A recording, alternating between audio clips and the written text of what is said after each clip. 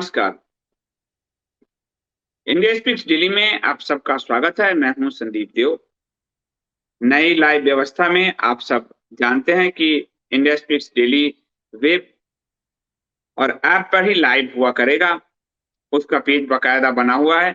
वहां super chat आदि की भी व्यवस्था है, सब्सक्रिप्शन पे करने की भी व्यवस्था है। तो हम यूट्यूब के जरिए उनको कम, वो बार-बार हमें बैन करते हैं और सारे राष्ट्रवादियों को लगभग, तो 55% वहां जो है क्यों फंड दिया जाए। आप लोगों को ये पेज अगर आप देखेंगे तो आपको बेहतर पेज लगेगा, आपका अपना पेज लगेगा।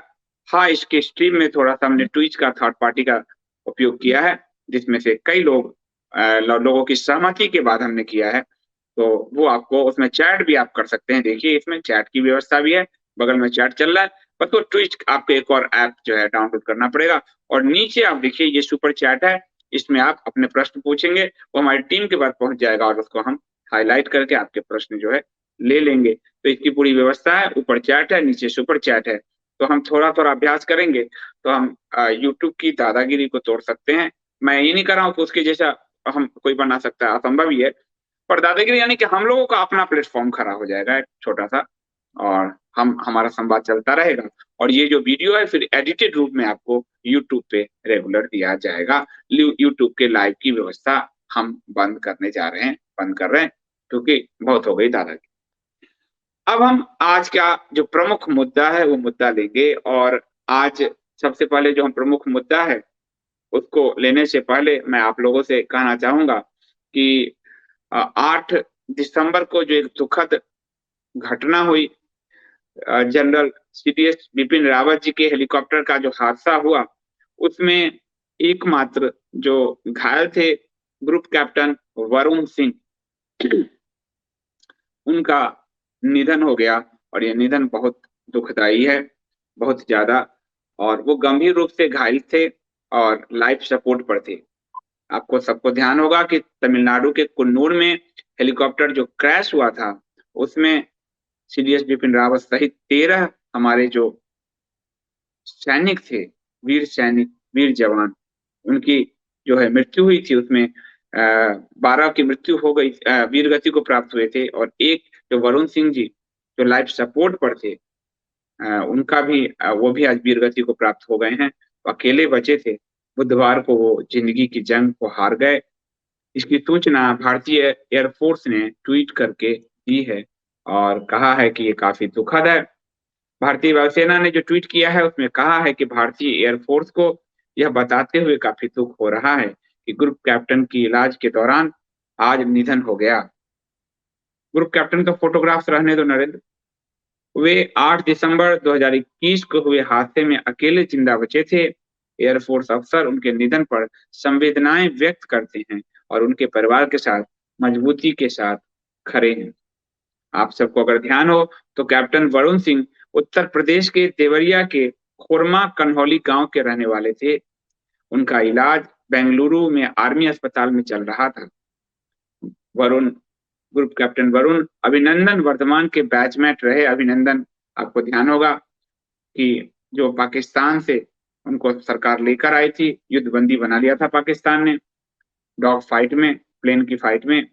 और ये 27 फरवरी 2019 को ये घटना हुई थी जिसमें भारत की सीमा में घुसे पाकिस्तानी विमानों को उन्होंने खदेड़ दिया था। वो उसके ग्रुप कैप्टन थे और वो उनके, ये जो ग्रुप कैप्टन है वरुण जी, वो उनके क्लास साथी थे, बैचमेट थे। तो ये जो है कैप्टन वरुण की जो का जो वीर गति को जो प्राप्त हुआ है, वो ऐसा लग रहा है कि एक होप था हम लोगों के अंदर। और मुझे याद है कि मैंने फेसबुक पे लिखा भी था कि हम सब प्रार्थना करते हैं कि वो बच जाएं, लेकिन ईश्वर को मैं क्या कहूँ, ये मंजूर नहीं था शायद।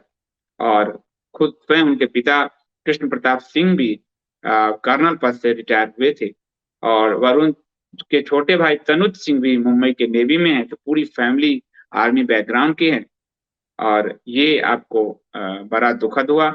तो मैं अश्रुपूरी श्रद्धांजलि उनको अर्पित करता हूँ और उनके परिवार के साथ ये पूरा देश खड़ा है। सबसे बड़ी बात है उनके परिवार के साथ सेना खड़ी है। अब मैं ये जो मुद्दा है, इस मुद्दे में सबसे बड़ी बात है कि आपने नोटिस किया होगा जनरल बिपिन रावत का की जो वीर गति हुई और या हमारे जवानों की बड़ी संख्या में लोग, खासकर हरे टिड्डे हंस रहे थे। बड़े पैमाने पर हरे, लाल, सफेद तीनों ही टिड्डे हंस रहे थे और इसमें बड़े पैमाने पर कार्रवाई भी हुई। उत्तर प्रदेश में तो हुई ही, अन्य जगह भी हुई है, राजस्थान में भी हुई है। परंतु विजय पटेल जो एक स्कॉलर हैं, उन्होंने एक पूरा रिसर्च पेश किया है, वो आपको ट्वीट के रूप में है, जो मैं आपको बताता हूँ। हालांकि जब वायर, प्रिंट, इन सब के फंडिंग के बारे में मैंने आप लोगों को बताया था बहुत पहले, जब उन लोगों के फंडिंग में खोलता था, तो मैं आपको इनके कहाँ से फंडिंग आ रही है वो मैं आपको बता चुका हूँ। लेकिन इसमें विजय पटेल ने एक अच्छी बात ये की है कि जो लोग सेना पर हंस रहे हैं, सेना के जवानों की वीर गति पर हंस रहे हैं, उनको प्रश्रय कौन लोग दे रहे हैं, उनके पीछे की फंडिंग क्या है, ये बात वो बता रहे हैं।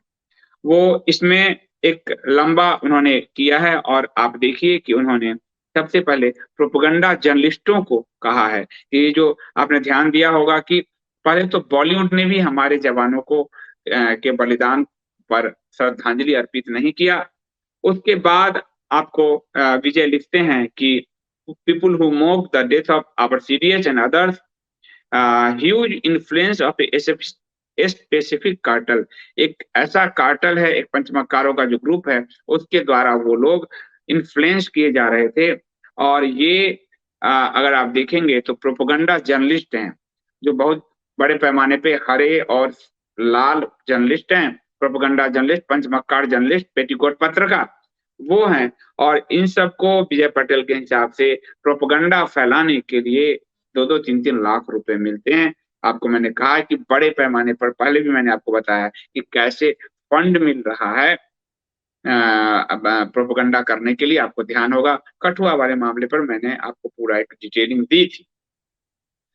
तो वो कह रहे हैं कि आपको पहले बताऊं कि कौन लोग हैं। उनका मैं कहूंगा कि नाम जो है एक बार स्क्रीनशॉट दिखाओ, उसमें जो लोग प्रोपेगेंडा करते हैं और जो इनको इन्फ्लुएंस करते हैं इन लोगों को, उसके नाम उन्होंने दिया है। अलीशा मथारू, ये Alisha Matharu live wire, the wire और इंडियन एक्सप्रेस की जर्नलिस्ट है। इसमें एक नाम, एक कॉमन आपको मिलेगा, द वायर प्रोपेगेंडा वेबसाइट है। अनु भुयान, ये भी India Spain, the wire, BBC world, उसकी जर्नलिस्ट है। फहाद हसैन, ये भी first port, the wire, NDTV, वही नाम आपको दिखेगा, लाइव वायर। उसके बाद इरफान अमीन मलिक, ये भी द क्वीन, द वायर, उसी का प्रोपेगेंडा जर्नलिस्ट है। आपको ध्यान होगा द वायर, द क्विंट, इन लोगों ने हमारे कुलभूषण जाधव को भारत का जासूस साबित कर पाकिस्तान में उनके मृत्यु की कैसे साजिश रची थी। इस्मत आरा को अगर आप देखेंगे, वो भी वायर के ही जर्नलिस्ट हैं। उसके बाद जाह्नवी सेन, ये भी वायर के जर्नलिस्ट हैं। कैसर अंद्राबी, ये भी आपको foreign policy, Al Jazeera, diplomatic, Nikkei Asia, Dawn, the Wire. आप देखते जाइए, एक नाम आपको कॉमन द वायर दिखेगा। कविता मुरलीधरन, ये भी the wire, the news minute, first post, यानी एक नाम first post, news minute, the wire, इसमें एक नाम आपको वायर द कॉमन मिलेगा। फिर आगे देखिए एम के वेणु, ये तो वायर के संस्थापक ही हैं, सिद्धार्थ वरदराजन के साथ को संस्थापक हैं एम के वेणु। एम के वेणु कभी जब जर्नलिस्ट के कर्टल में अगर आप बात करेंगे तो आपको आज भी पता चलेगा, पी चिदम्बरम का भाई बहुत ही मुंह लगा पत्रकार है और हेरा फेरी में कई जो घोटाले भी हुए उसमें भी कई बार इसका नाम उछला। ये वायर का तो संस्थापक ही है। उसके बाद प्रतीक सिन्हा, ये अल्ट न्यूज का है, प्रोपेगेंडा करता है और आपको ध्यान है कि इसको भी बाहर से फंडिंग होती है। अरुंधति राय ने इसको खड़ा किया था फंडिंग, और इसके पिता जो है मुकुल सिन्हा, वो गुजरात दंगे में बड़े ही बढ़ चढ़ कर भाग लेने वाले व्यक्ति थे नरेंद्र मोदी के खिलाफ। उसके बाद कोरा तुलियन हैबर, ये भी आप अगर देखेंगे तो इनका भी the wire, first post, Huffington post, विदेशी पूरा आपको नेटवर्क दिखेगा। रोहिणी सिंह आप सब जानते हैं, वायर वाली, जो इनका तो कुछ कहना ही नहीं। इनके शक्ल पे ही इनकी जो जो ये हैं ओरिजिनली मक्कारी चेहरे से झलक जाती है। उसके बाद सीमा पासा, ये भी the wire, Quint, news laundry, amnesty international उसकी है। कहाँ कहाँ से देखिए कौन लोग इन्फ्लुएंस कर रहे हैं जनरल रावत और इन सब पर, यानी हमारे सेना के विरुद्ध जो लोग ट्रोलर्स हैं उन वो किससे इंस्पायर्ड होते हैं, इन्फ्लुएंस होते हैं, उनके ये नाम है। साकिर मीर, ये भी जो है द वायर, फॉस्फोर्ट, क्विंट, कारवां, यही जो है उनका वही गैंग है। सिद्धार्थ वरदराजन जो वायर का खुद ही संस्थापक है वो, और जिसकी पत्नी माओवादी है नंदिनी सुंदर, जिस पर एक आदिवासी जो है बघेल की हत्या का आरोप भी लगा, और कांग्रेस की सरकार के लिए लॉबिंग इन्होंने किया, और कांग्रेस की सरकार जब आ गई छत्तीसगढ़ में तो वो केस इसकी पत्नी से हटा दिया गया। उसके बाद सिद्धार्थ भाटिया भी वायर पॉडकास्ट, वायर वायर। तो ये जो आपको बताऊं, विजय पटेल ने ये नाम बड़े दिए हैं कि ये वो बड़े इन्फ्लुएंसर हैं। इसमें कुछ इन्फ्लुएंसर के नाम और मैं आपको बता देता हूं ताकि आप, सुजीत नायर, ये द न्यूज इनके जो है नेटवर्क के हैं। सुहेल आरोन, ये भी वायर के हैं लिखने वाले। एक उर्दू में है कोई, वो भी कारवां, और ये वो मैगजीन जो है कारवां, वही जो फर्जीवाड़ा न्यूज करता है। विनोद के जोश, ये भी कारवां मैगजीन का है। तो वायर, कारवां, क्विंट, वायर, कारवां, क्विंट आपको कहें, उसके बाद फर्स्ट पोस्ट, बीबीसी, अल जजीरा, ये वो कॉमन नेम है एनडीटीवी, जहां के जर्नलिस्ट एंटी इंडिया फोर्स को इन्फ्लुएंस करते हैं, उनको प्रश्रय देते हैं, उनको पुश करते हैं कि आप भारतीय सेना, भारत की सरकार, भारत के नागरिक हिंदू धर्म पर हमला करें, इसको वो इन्फ्लुएंस करते हैं।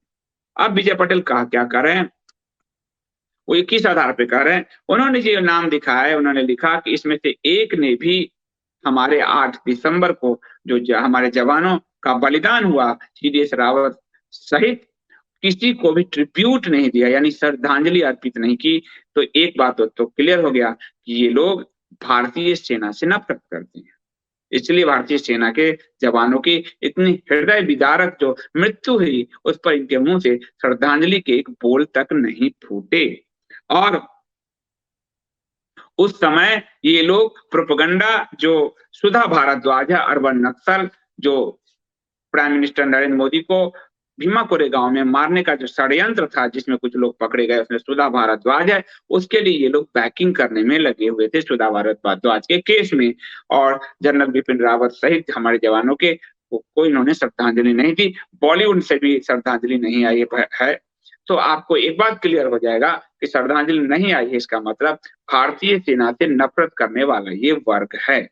और भारतीय सेना से इसलिए क्योंकि वो पाकिस्तान और चाइना, तो और साथ में आठवां मोर्चा देश के अंदर, इन ढाई मोर्चे को हमारी सेना संभालती है, उनको ध्वस्त करती है। लाल हरे टिट्टो जो देश हैं, लाल हरे पड़ोसी, उनके मंसूबों को वो ध्वस्त करती है, उनकी सोच को वो ध्वस्त करती है। इसीलिए ये जो बिरादरी है, ये बिरादरी भारतीय सेना से नफरत करती है, भारतीय जवानों से नफरत करती है। और यही वो बिरादरी है जिनके इन्फ्लुएंस से बड़े पैमाने पर हमारे जवानों के बलिदान पर हंसने वाली इमोजी शेयर किए जाते हैं। मृत्यु पर उत्सव सब तो नहीं कहूंगा, मृत्यु पर ये लोग खूब जश्न, इनके शब्द होंगे, जश्न मनाते हैं हमारे जवानों के मृत्यु पर। थोड़ा सा बैक अगर आपको समझाऊं तो आपको ध्यान होगा कि जवाहरलाल नेहरू विश्वविद्यालय यानी जेएनयू में जब हमारे जवानों का बलिदान हुआ था नक्सलियों से लड़ते हुए, तो आपको ध्यान होगा इन लोगों ने जश्न मनाई थी, पार्टी की थी, ये बात आपको ध्यान होगा। तो ये इनके खून में है। और 1962 में हमारे लाल टिड्डो ने इस देश के अंदर हमारी सेना के विरुद्ध कैसे काम किया, ये आपको कहानी कम्युनिस्टों में हम बता चुके। अब विजय पटेल का जो है अपना लिख रहे हैं, वो कह रहे हैं कि ये जो प्रोपगंडा जर्नलिस्ट हैं, ये जो जिनको मैं पेटीकोट पत्रकार कहता हूँ, पंचमक्कार में ये मीडिया आती है, ध्यान होगा एमएमएम में लास्ट मीडिया आती है पंचमक्कार में।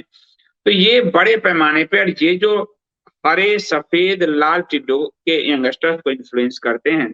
और ये लोग इसके एवज में इन्फ्लुएंस करने के लिए सोशल इन्फ्लुएंसर एक बड़ा आजकल बड़ा काम हो गया। कोई अगर आपको अपनी साड़ी का फोटो डाल रहा है कोई भी, तो आप ये मत समझिएगा, कई कंपनियां उनको पैसे देती है और एक एक पोस्ट के लिए 8-8 9 9 लाख रुपए देती है।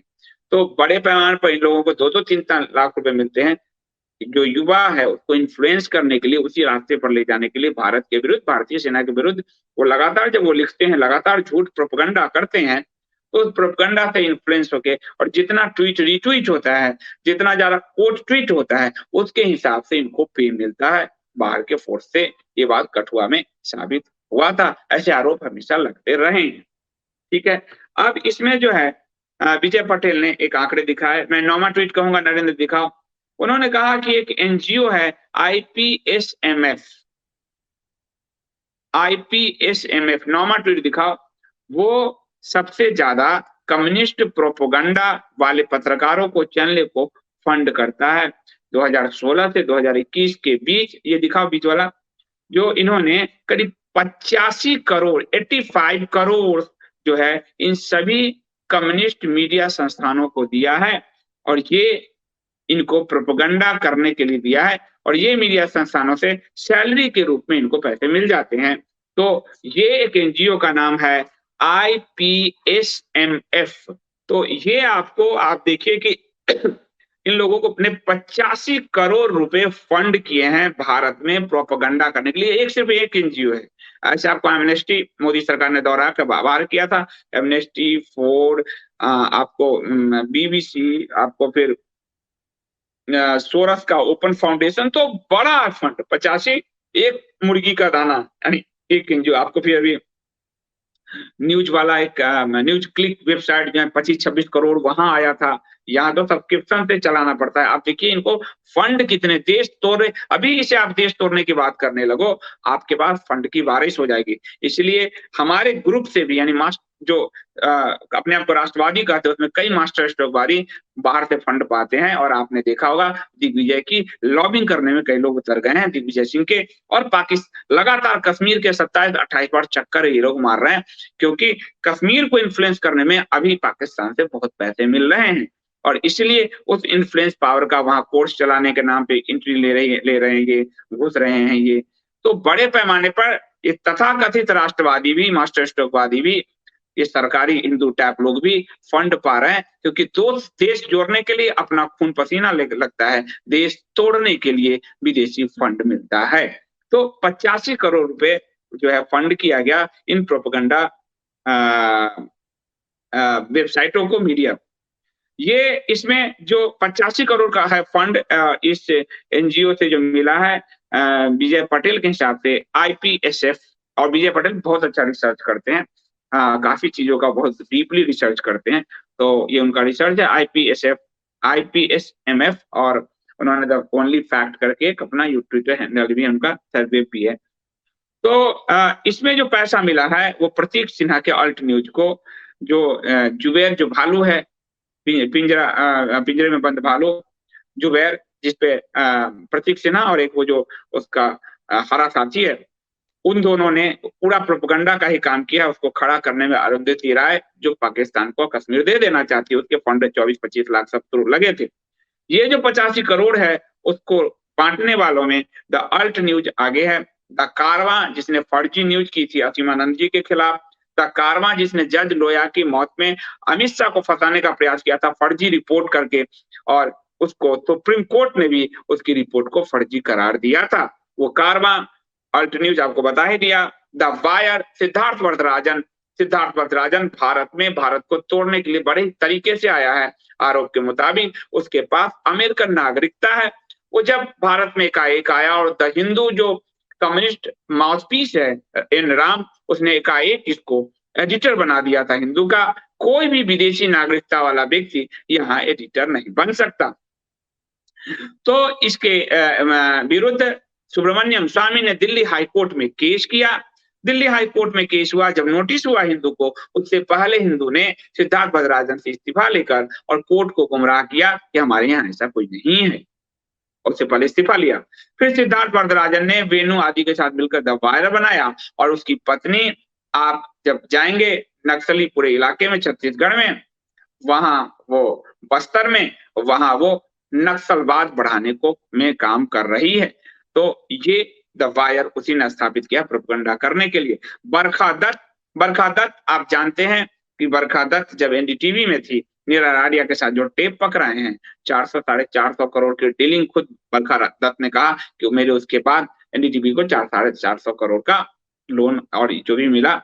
तो आप इसमें देखिए तो बरखा दत्त सबसे ज्यादा, और आज जो कुछ मास्टर स्ट्रोकवादी गटर छाप कर रहे हैं, सेना में घुस के और अपने आप को दिखा रहे हैं, बरखा दत्त ने यही तरीका अपनाया था। ये बरखा दत्त का तरीका है। जब एनडीटीवी शुरू में आया तो सेना की रिपोर्टिंग करेंगे, और इसके तहत वो सेना में घुसी, सेना के अंदर जाकर घुसी, वहां की रिपोर्टिंग, और बाद में हमारे सैनिकों की जो लगातार आपने कितनी मृत्यु हुई, तो इस पर जांच होनी चाहिए कि ये जर्नलिस्ट क्या सूचना भी पास ऑन करते हैं। और बरखा दत्त पर 2 आरोप तो लग ही चुके हैं। कारगिल में ऊंचाई पर हमारे जवानों की लोकेशन जो हमारे पड़ोसी को मिला, बरखा दत्त के जर्नलिज्म के कारण, घटिया जर्नलिज्म के कारण। और 26/11 में मुंबई में जो ये हमारे जवान बढ़े, उसमें भी विदेश में एनडीटीवी देख कर ही जो है हमारे लोगों की पोजीशन का पता चला। तो Barkha Dutt, the news minute, article 14, और ये जो प्रोपेगेंडा जितने वेबसाइट है, ये 85 करोड़ की बंदर बांट करने वालों में यही लोग हैं।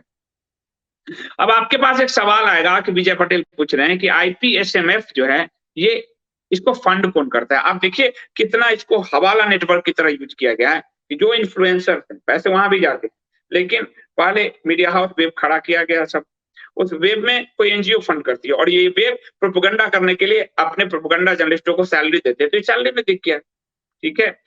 इस वेब को फंड करता है एक जो एनजीओ है यानी जो आईएमएफ आईपीएसएमएफ है, वो एनजीओ करता है।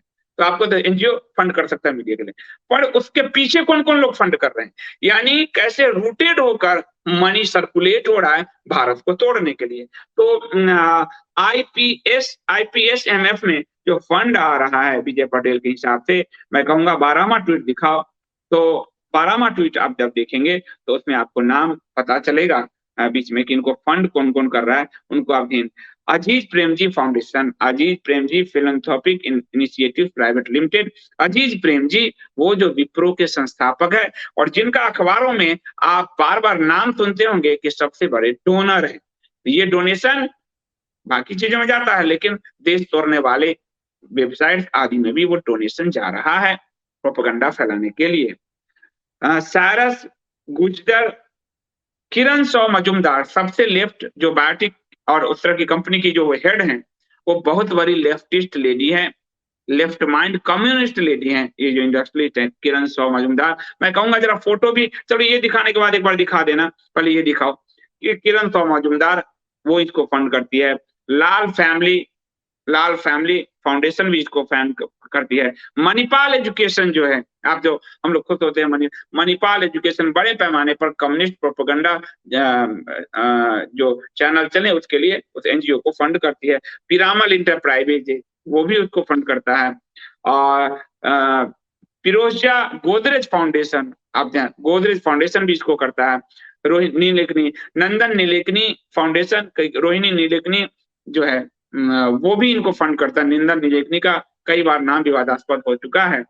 और अनु आगा फैमिली जो है वो भी इसको, रोहिंगटन एंड अनु आगा फैमिली वो भी इसको फंड करते हैं। और नटराज ट्रस्ट है वो भी इसको फंड करता है। और उसके बाद और और सा है यूनाइटेड टेक्नोलॉजी क्वालिटी इन्वेस्टमेंट। उसके अलावा आपको जीएमआर ग्रुप, जिसने इंदिरा गांधी एयरपोर्ट बनाया है, जीएमआर ग्रुप वो करता है। Alembic CSR foundation, MM foundation, Larsen and टोरबो, नौसाद फाउंडेशन, आमिर खान आप देख लीजिए कितना खतरनाक है। Ashok Surta, CA engineer, Chander Uday Singh, Deepa and Janak Dilip Dwarkadas, Malhotra Weikfield foundation, Navroz forum, Navroz Seervai. इस तरह से बड़े पैमाने पर ये फंडिंग होती है और ये फंडी भारत के प्रोपेगेंडा भारत में प्रोपेगेंडा बढ़ाने के लिए उपयोग में आ रहा है। इसमें आपने देखा होगा अडानी अंबानी का नाम नहीं है, तो इसलिए वो जो हमला किया जाता है, आपने ध्यान दिया होगा प्रोपेगेंडा जर्नलिस्टों के द्वारा, प्रोपेगेंडा वेबसाइटों के द्वारा, अडानी अंबानी अडानी अंबानी अडानी अंबानी, वो जो बार बार हो रहा है, वो इन लोगों को वहां से फंड नहीं मिलता, इसलिए उनके टावर तुड़वाए जाते हैं, उखाड़े जाते हैं, प्रेशराइज किया जाता है। तो ये आपने देखा। तो ये भारत की सेना के प्रति नफरत से जो भरे लोग हैं, उसका चेहरा आप लोगों ने देखा कि कौन लोग हैं। अब हमारा कर्तव्य क्या है?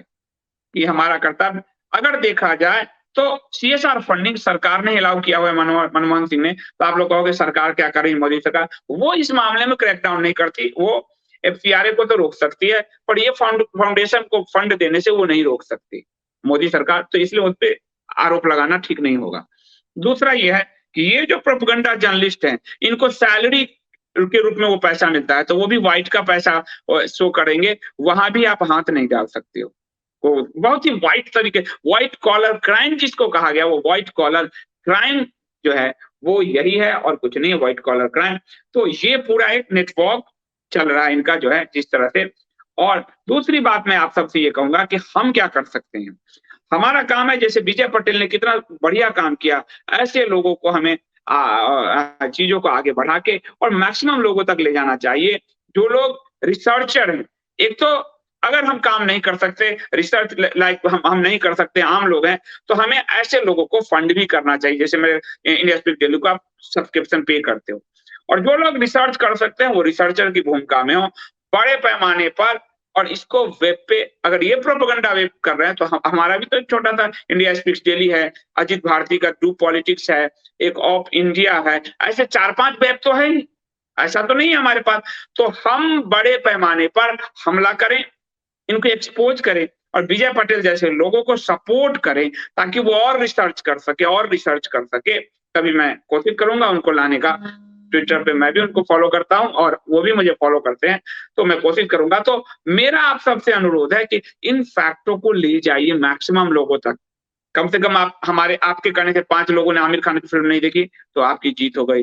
कम से कम 4 लोगों ने किरण सौ मजूमदार के चेहरे पहचान लिए, अजीत प्रेम जी के चेहरे पहचान लिए, नंदन नीलेकनी के चेहरे पहचान लिए। हो सकता है 5 लोग ऐसे हो जो अपने बच्चे को विप्रो इन्फोसिस में डालने से बच्चे की नहीं जाएगा मेरा बच्चा। तो आप बड़ा चेंज ला सकते हैं। चेंज का चैन ऐसे ही शुरू होता है। तो मेरा अनुरोध है आप लोगों से, इस पर आप लोग विचारिए, सोचिए और जो देश तोड़ने वाली शक्ति है उसको एक्सपोज कीजिए। अभी के लिए इतना ही है।